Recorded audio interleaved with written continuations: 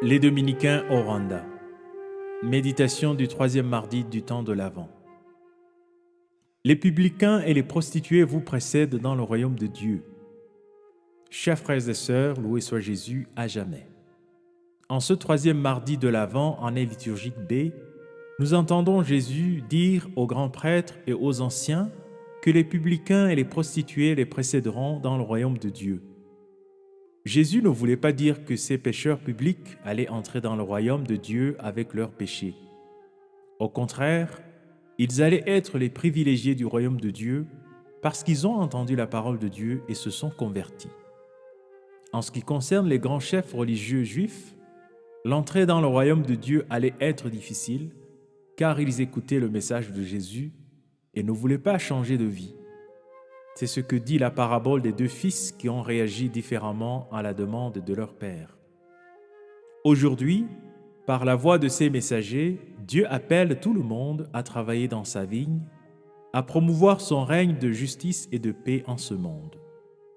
On peut percevoir cet appel de Dieu, par exemple, dans l'encyclique Laudato Si, où le pape François invite les chrétiens, ainsi que les hommes et les femmes de bonne volonté, à travailler pour la sauvegarde de la maison commune.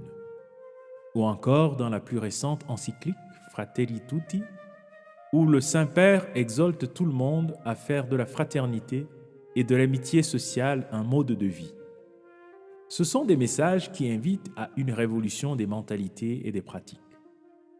Frères et sœurs, nous sommes de ceux qui reçoivent aujourd'hui l'appel à travailler pour la venue du règne de Dieu.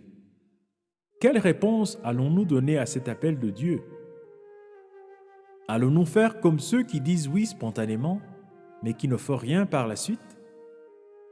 Ou bien nous allons d'abord évaluer notre situation réelle, puis changer ce qui doit être changé, et enfin nous décider à travailler pour Dieu? Prions. Seigneur Jésus, tu es venu appeler toutes les personnes à prendre part aux bienfaits de ton règne. Augmente en nous l'humilité et le courage, afin que nous puissions changer nos vies pour ta gloire et le salut de nos frères et sœurs. Toi qui vis et règnes pour les siècles des siècles.